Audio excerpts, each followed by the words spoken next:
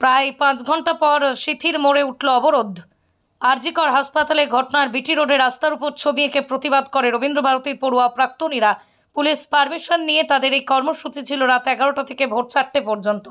পড়ুয়াদের বক্তব্য রাত 3টে 10-15 নাগাদ পুলিশের পক্ষ থেকে তাদের জিজ্ঞাসা করা হয় আর কতক্ষণ বাকি, তখন তারা বলেন যে তাদের রং শেষ হয়েছে আর এটুকু বাকি, আমরা বেরিয়ে যাচ্ছি।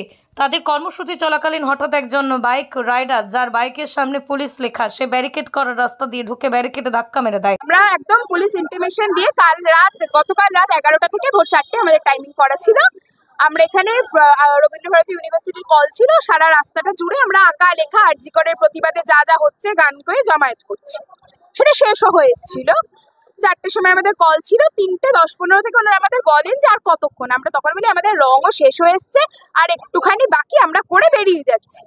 এইরকম একটা সময় একজন ড্রাঙ্ক বাইক রাইডার, তার বাইকের সামনে পুলিশ লেখা, সে এই ব্যারিকেড করা রাস্তাটার মধ্যে দিয়ে ঢুকে একটা ব্যারিকেডে ধাক্কা মেরে দেন। আমরা ওখানটাতে বসেই লিখছিলাম, আমরা যে কজন ছিলাম গিয়ে দাঁড়ালাম, ঘেরাও করলাম। উনি নিজে আমাদের বলছেন যে ক্ষমা করে দিন, ভুল হয়ে গেছে, ছেড়ে দিন, এই কথাগুলো উনি বলছিলেন, কিন্তু উনি বলার মতো পরিস্থিতিতেও ছিলেন না, ওনার কথা জড়িয়ে যাচ্ছিল, উনি এতটাই ড্রাঙ্ক ছিলেন। আমরা কিছুই করতাম না, হয়তো সবাই মিলে ওনাকে একটু ধমক দিত, দিয়ে ছেড়ে দিত, বা হার্ডলি একটা এফআইআর করতো, করে ছেড়ে দিত। এফআইআরটা করার কারণ হচ্ছে উনি নিজে বলেছেন যে উনি একজন সিভিক, আর উনি এখানে ডিউটি করছিলেন, আর বিয়ের প্রোটেস্টনের ডিউটি ছিল। এফআইআরটা করার রিজন আমাদের এটাই যে অন ডিউটি সিভিক হোক, পুলিশ হোক, যেই হোক, সে ড্রাঙ্ক কন্ডিশনে ডিউটি করছিল, এইটুকু আমাদের দাবি ছিল।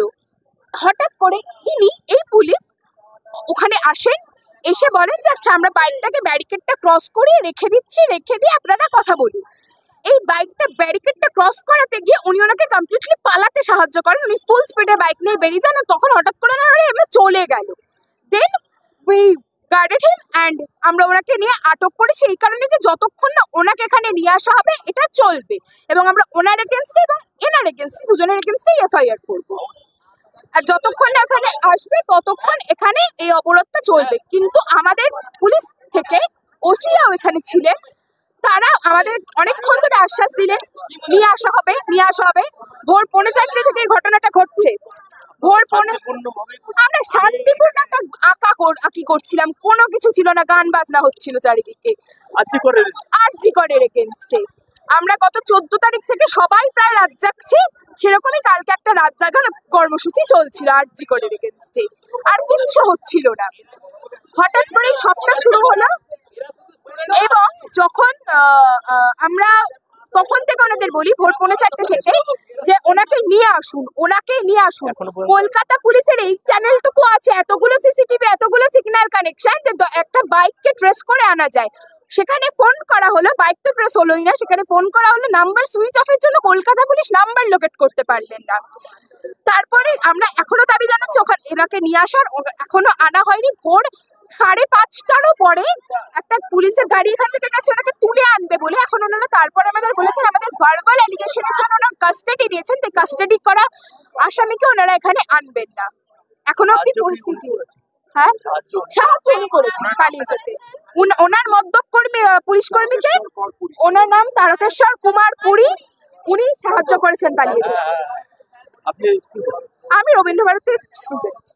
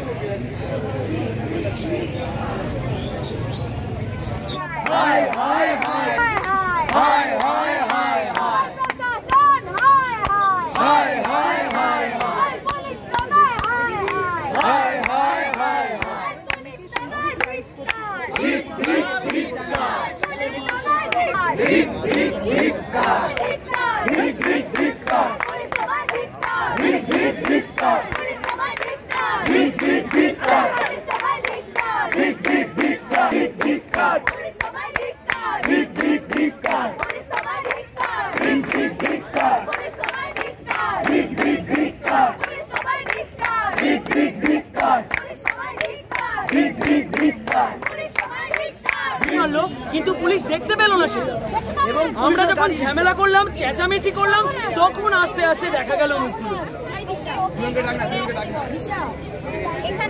হচ্ছে এটা আমাদের লজ্জা। করতেন যদি 500 টাকা পেতেন না খেলবে না।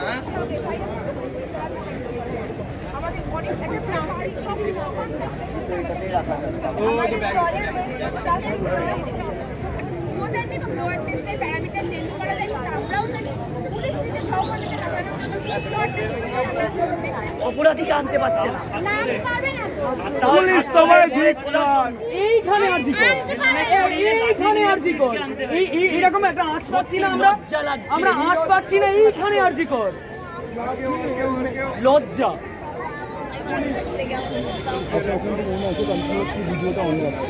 আচ্ছা যারা বাইরে আছো